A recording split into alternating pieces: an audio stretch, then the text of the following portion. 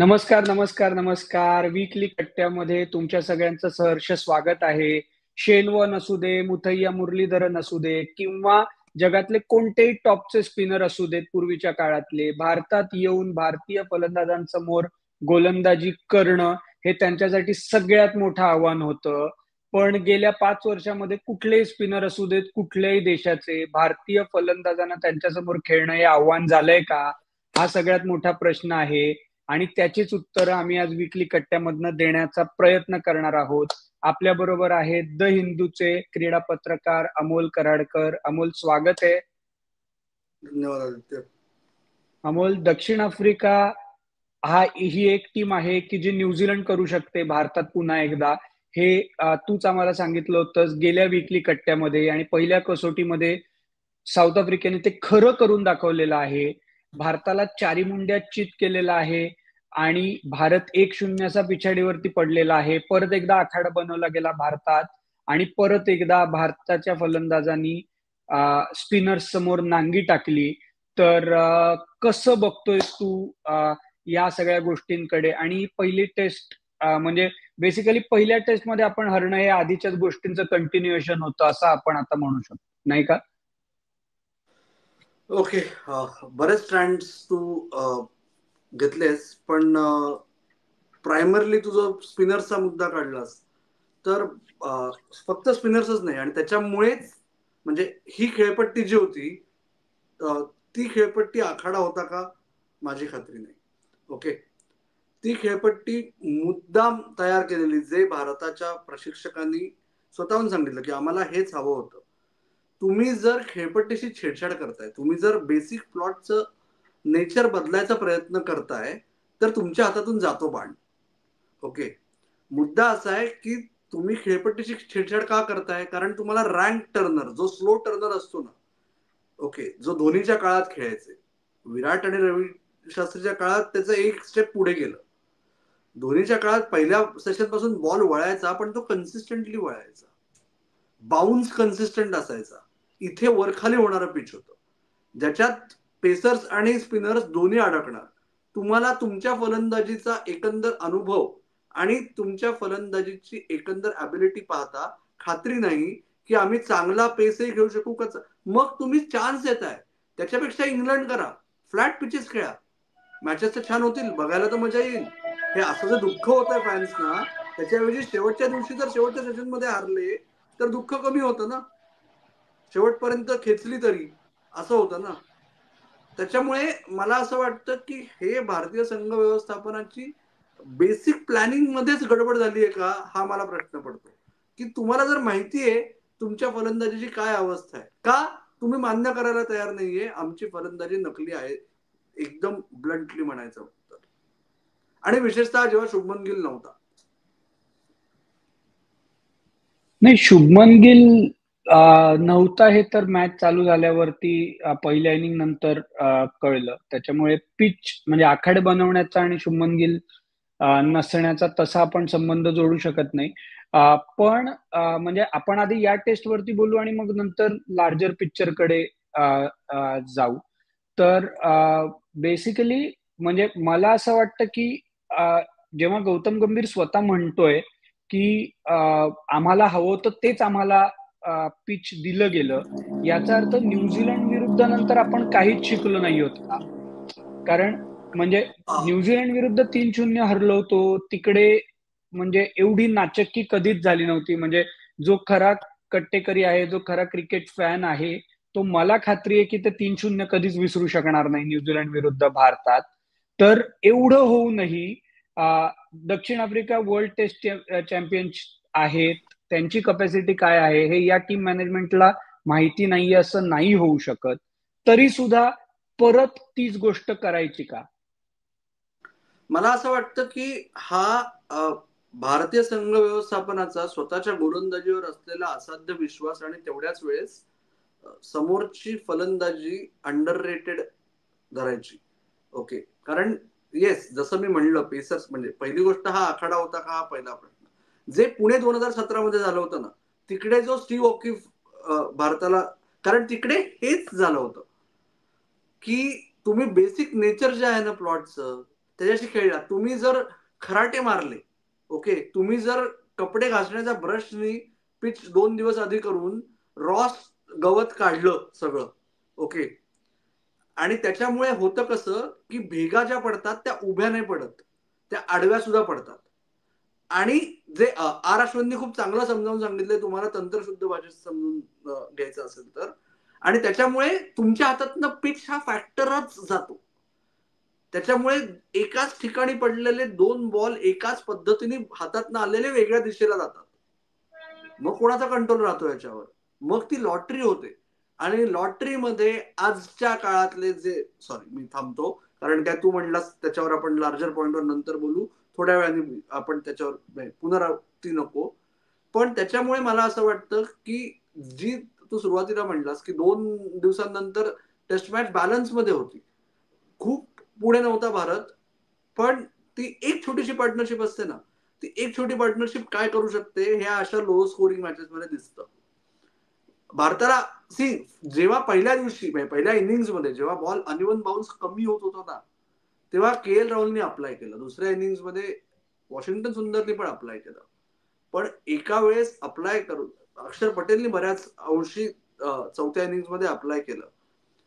एक चांगला बॉल आला की तुम्ही काही करू शकत नाही, हे मान्य आहे, पण चूक करून आउट होणं हे अशा याच्यावर अजून भोगतं.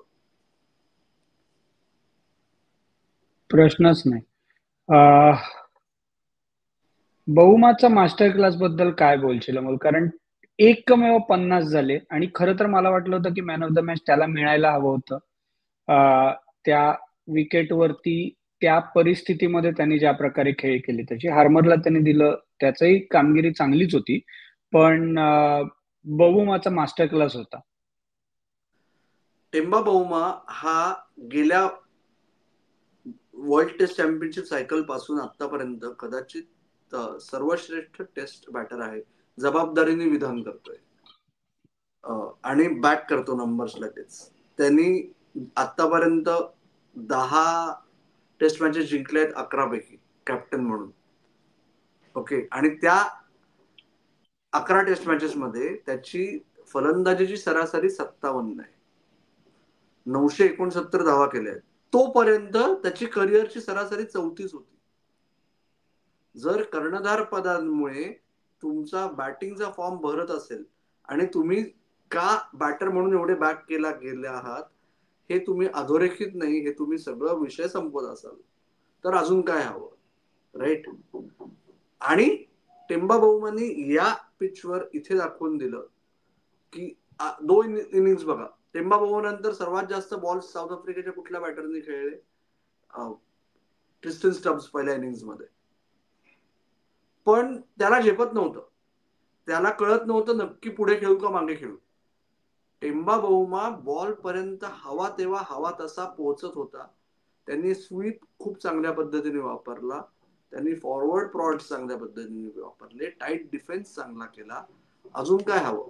म्हणजे जो जो इम्पॅक्ट स्टीव्ह स्मिथचा, परत त्या 2017 पुण्याचा रेफरन्स देतोय मी, त्याच्यात जो इम्पॅक्ट स्टीव्ह स्मिथचा होता तेवढाच इम्पॅक्ट टेम्बा बहुमाच्या या टेस्ट मॅच मुळे होता. आणि त्याच्यामुळे कदाचित येणाऱ्या काळात भारतीय टेस्ट क्रिकेटचं अजून घसरण जर झाली तर त्याच्यात टेम्बा बहुमाने नकळतपणे वाटा उचलला असं आपण 5 वर्षांनी बोलू शकू की काय, अशी मला भीती वाटते. आणि भारताच्या बाबतीमध्ये अमोल नक्की ऑलराऊंडरची गरज किती आहे?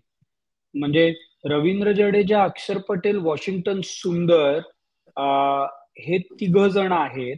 आणि ध्रुव जुरेल हा मुळात विकेट किपर बॅट्समन आहे. रिषभ पंत हा मुळात विकेट किपर बॅट्समन आहे. आणि 3 बॉलर, म्हणजे आपण फ्रंटलाईन 3 बॅट्समन घेऊन खेळतोय. शुभमन गिल, के एल राहुल आणि तिसरा कोण उरला का? तोही यशस्वी कोणी जयस्वाल. ऑलराऊंडर? हा, यशस्वी जयस्वाल. यशस्वी जयस्वाल हे 3 आपण प्रॅक्टिकली फ्रंटलाईन बॅट्समन घेऊन खेळतोय. तर याचं जस्टिफिकेशन कसं देणार? आणि साई सुदर्शनला जर का तुम्ही एवढं बॅक केलं होतं तर ही सिरीज द्यायला हवी होती.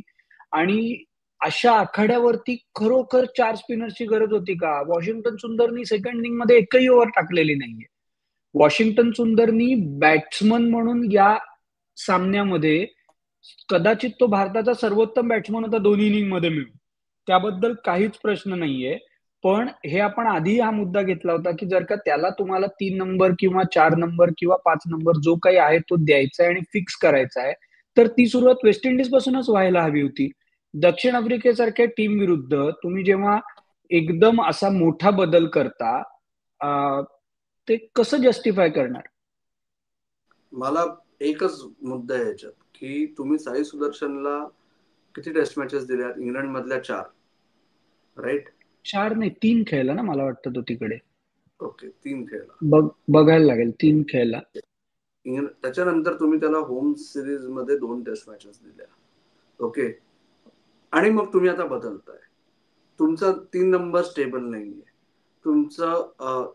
त्या याच्यात मग आता जेव्हा तुम्ही नवीन आणताय तेव्हा 2 गोष्टींचा विचार करायचा आहे, की याच्यानंतर भारत अवे टेस्ट मॅच कुठे खेळणार आहे? न्यूझीलंडमध्ये. न्यूझीलंडमध्ये 3 नंबरला तुम्हाला सुदर्शन हवा, का वॉशिंग्टन हवा, का शुभमन गिल हवा, का अजून कोणी तुम्ही घेणार? राईट? तुम्ही करिअर्स घडवताय का बिघडवताय, हा माझा प्रश्न आहे. आणि तुम्ही संघाचं संतुलन साधायचा प्रयत्न करताय का नाही? जर नाही, तुम्ही तुम्ही साई करिअर सुदर्शनला बिघडवताय हे माझं उत्तर आहे. सॉरी, कंटिन्यू कर. हा. जर साई सुदर्शनला 5 किंवा 6 टेस्ट मॅचेस दिल्या आणि बदललं, जर वॉशिंग्टन सुंदरला 1 टेस्ट मॅच नंतर परत कधी मिळणार 3 नंबर संधी माहित नसेल, तर त्याचा उपयोग काय? राईट? मग वॉशिंग्टन सुंदरला 10 टेस्ट मॅचेस द्या. आणि ते बोलून दाखवायची गरज नाहीये, ते कृतीतून दाखवायची आवश्यकता आहे. त्याच्यामुळे बघूया. हा, याच्याबद्दल काय मत आहे? होऊ शकतं? किती शक्यता आहे? त्याच्यात एक गमतीशीर भाग आहे की न्यूझीलंडच्या आधी सुद्धा दक्षिण आफ्रिकाच होती आणि नंतरही दक्षिण आफ्रिकाच होऊ शकते. आणि ते गुवाहाटीची गंमत कशी आहे माहिती का? गुवाहाटी हे टिपिकल ब्लॅक सॉइल स्लो टर्निंगच ट्रॅक आहे. आता तिथे काय करायचा मोठा प्रश्न आहे. गुवाहाटीतली पहिली टेस्ट मॅच आहे बहुतेक मला माहित येस. नाही. हा. हो. आणि गुवाहाटी म्हणजे ओरिजिनल प्लॅन दिल्लीची मॅच, दिल्लीला होणार होती दक्षिण आफ्रिकेची मॅच, कारण ते तिकडे टर्निंग ट्रॅक बनवणं हे स्वाभाविक शक्य होतं. हा विचार केला गेला होता. परंतु दिल्लीतलं हवामान दिवाळी नंतरच, ओके, त्याचा विचार करून ते बदललं गेलं. म्हणून गुवाहाटीला पहिली टेस्ट मॅच जी मिळणार होती ती आत्ता मिळते. ते आता भारताच्या पथ्यावर पडणार का भारताच्या विरोधात जाणार, ते मात्र परत एक गंमत आहे. कारण की पहिली टेस्ट मॅच कुठल्याही ग्राउंडवर रिस्की असते. कुठल्याही. आपण अहमदाबादचं नवीन स्टेडियम नवीन नावाने जेव्हा त्याचं उद्घाटन झालं तेव्हाही पाहिलं, 1.5 दिवसात टेस्ट मॅच संपली, पहिली टेस्ट मॅच. ओके, जरी त्या प्लॉटला सवय होती, त्याच्या आधी 10 वर्ष क्रिकेट खेळलं गेलं होतं टेस्ट मॅच. सो हे फक्त उदाहरणादाखल देतोय. त्याच्यामुळे पहिली टेस्ट मॅच रिस्की असते. विचार करून टेस्ट मॅचेस व्हेन्यूज द्यायचे का, हा विचार यावेळेस झाला होता.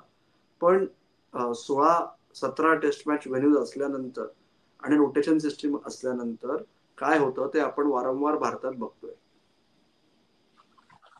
खरंय, खरंय.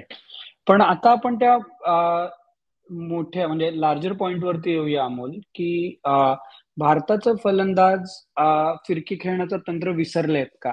कारण म्हणजे आपण काय, म्हणजे ऍटलिस्ट आपण तरी म्हणजे सचिन तेंडुलकर असू दे, राहुल द्रविड असू दे, व्ही.व्ही.एस. लक्ष्मण असू दे, सौरव गांगुली असू दे, किंवा त्यावेळी फ्रिंज वरती असलेले, रिझर्व्ह मध्ये असलेले बॅट्समन असू दे, स्पिनर्स आल्यानंतर डोळे मिटून थपाटप थपाटप थपाटप मारणं, कोणी स्पिनर असू देत कुठल्याही अपोजिशन टीमचा, मग ते भारतात खेळत असू देत, परदेशात खेळत असू देत, विकेट वळत असू दे, सेहवाग, म्हणजे सेहवाग तर अजूनही ओपनली स्टेटमेंट देतो, त्याच्या दृष्टीने ऑफ स्पिनर हा बॉलरच नाहीये.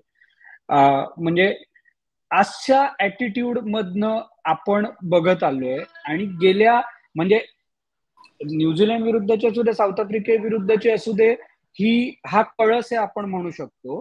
पण त्याचा पाया गेली 4-5 वर्षच रचला जातोय. आपले सगळे बरेच बॅट्समन हे स्पिन समोर गणतायत नाही का? लियान असू दे, मोईन अली असू दे, किंवा म्हणजे आता आपण न्यूझीलंडचे सँटनर असू दे, किंवा कोणी असू दे, आपण गणतोच होत सगळ्याच स्पिनर समोर. तर हे म्हणजे भारतातली पिचेस बदलली म्हणून सुरुवात झाली का, म्हणजे याचं कारण हा जो प्रवास आहे हा काही प्रवास 1-2 वर्षातला नाहीये, हा गेल्या 7-8 वर्षात ग्रॅज्युअल डिटिरिओरेशन झालंय का? जास्ती T20 खेळायला लागल्यामुळे झालंय. म्हणजे नक्की याचं मूळ कशात?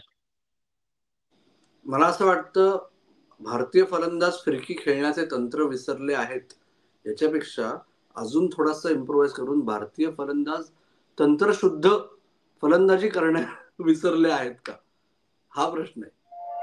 आणि त्याच्यात त्याचं मूळ आहे. त्यामुळे तू जो शेवटचा शब्द घेतला, शेवटच्या वाक्यात T20चा उल्लेख केलास, तो काळाचा महिमा आहे.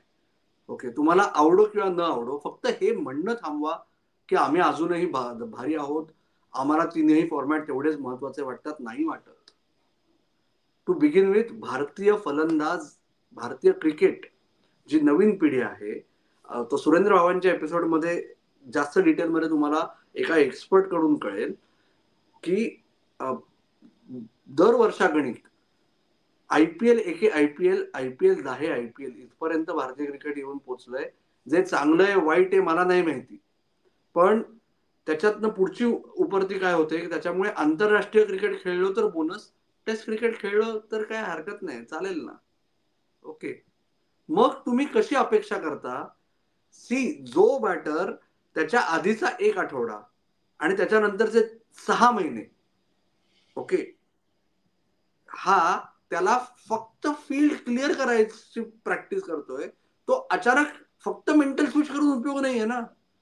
तेवढे बॉल्स खेळायचे, hand I coordination, muscle memory तर यायला पाहिजे ना. आणि ती मसल मेमरी कधी येईल, जेव्हा तू नेट्स मध्ये 3 महिने 1000 बॉल्स ते केला असेल तेव्हा. तू जो दाखला दिला, सचिन तेंडुलकर ऑस्ट्रेलियाच्या विरुद्ध शेन वॉर्नला तोडलं, कारण त्याच्या आधी तो 3 भारतातले टॉप स्पिनर्स घेऊन 15 दिवसभर भिंगरीवर बॅटिंग करत होता ना. अचानक नाही होत ना, ते इन्व्हॉल्व नसतं. रोहित शर्मा, विराट कोहली आणि त्या पिढीतला शेवटचा सन्माननीय अपवाद, दुःखद रित्या मला हे म्हणावं लागतंय, भारतातले चेतेश्वर पुजारा. या पिढीनंतर त्यांना पदरालित्या जे वापरावं लागतं, स्पिनरची लेंथ जर तुम्ही त्याला सेटल होऊन दिलं तर मग पिच येतं आणि स्पिनरचा रिदम सगळा तुम्हाला भोगावा लागतो. मग ती स्पिनरची लेंथ कशी सेट होऊन द्यायची नाही, तर तुम्हाला पदरालित्य, ज्याला आपण साध्या मराठीत फुटवर्क म्हणतो, त्याचा वापर करावा लागतो. त्याच्याकरता लेंथ जज करावी लागते तिथपर्यंत पोहोचून. आणि आज प्रॉब्लेम असा झालाय, आजचे मेजॉरिटी बॅटर्स तिथपर्यंत पोहोचून बॉल हवेत फिरवतात. चांगले स्पिन बॅटर्स जे होते ते तिथपर्यंत पोहोचून हवे तेव्हा पुश करून सिंगल काढतील, किंवा थोडासा जोर लावून किंवा थोडासा रिस्क जास्त वापरून 2 रन्स काढतील. दिनेश मुंगिया त्यातला बाप होता. दिनेश म्हणजे माझ्या लहानपणी मी पहिल्यांदा बघितलेला मोहम्मद अझरुद्दीन होता, राईट. तेव्हापासून ती मालिका जी आहे ती पुजारापर्यंत, आपण असं झालं नाही की आता कोण आहे जो स्पिनला चांगला खेळेल, राईट. आणि ही पिढी स्वीपचा वापर अत्यंत मर्यादित करून, सचिन तेंडुलकर हा बाप होता स्वीपचा. त्यांनी तो पॅडल स्वीप इव्हॉल्व्ह केला त्याच्या सेकंड हाफ मध्ये करिअरच्या विशेषतः. पण आज फक्त स्वीप स्वीप स्वीप होतो, कारण काय, स्वीप हा अग्रेसिव्ह शॉट वाटू शकतो, पण तो तेवढाच रिस्की शॉट आहे. आणि ते एक्झिक्यूट करण्यासाठी पुन्हा मी तेच म्हणतोय, कुठलाही स्ट्रोक तुम्ही जर नेट्स मध्ये काम करू शकत नसाल, इच्छा आहे का हा पहिला प्रश्न. इच्छा असल्यानंतर तुम्ही मार्ग काढायचा प्रयत्न करताय का, तर हे दर वर्षागणिक आपण तसंच बोलत राहू.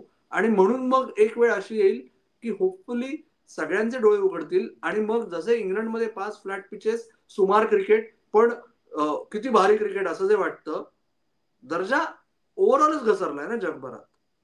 नाही, पण मला एवढंच वाटतं की राहुल द्रविड आणि रोहित शर्मा होते, आणि ही काही फार लांबची गोष्ट नाही. आणि जेव्हा आपण इंग्लंडला 4-1 हरवलं, माझ्या मते 1.5-2 वर्षापूर्वीची सिरीज होती, बरोबर, 2 वर्षापूर्वीची सिरीज होती. अप्रतिम पिचेस होती, जसं तू म्हणालास की धोनी आणि याच्यातले स्लो टर्नर्स होते, स्किल टेस्ट होणारी होती. ध्रुव जुरेल होता त्या सिरीज मध्ये, म्हणजे 2 वर्षापूर्वी असेल माझ्या मते.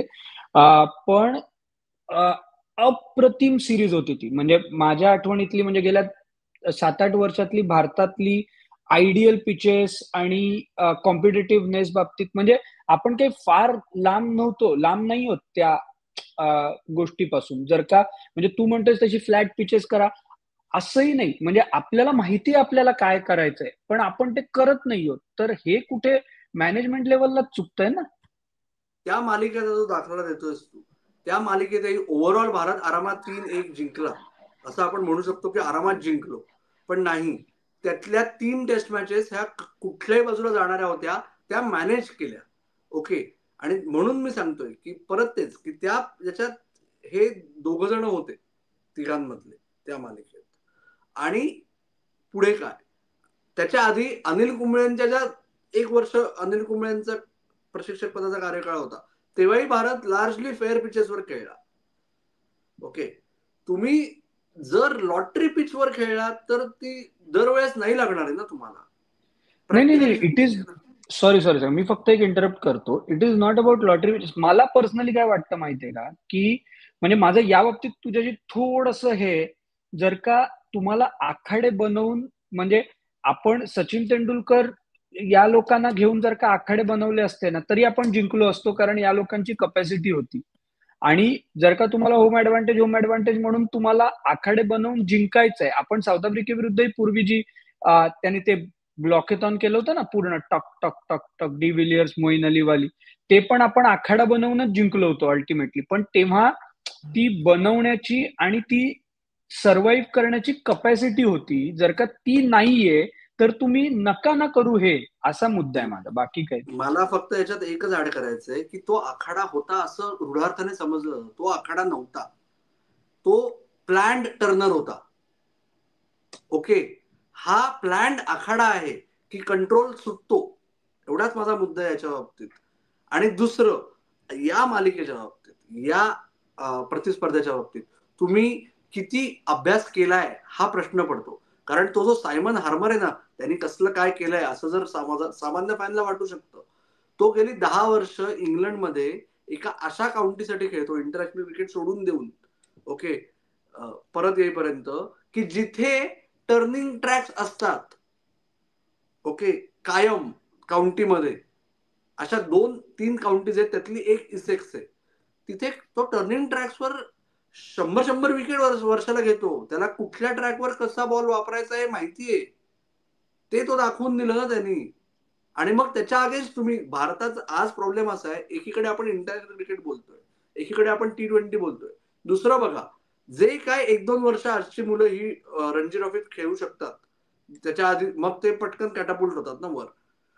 तर रणजी ट्रॉफीमध्ये 2014-15 पासून एक प्लॅन पुश आहे की खूप स्विमिंग ट्रॅकही नाही करायचा, भिंगराई शक्यतो नाही होऊन द्यायच्या, न्यूट्रल क्युरेटर्स.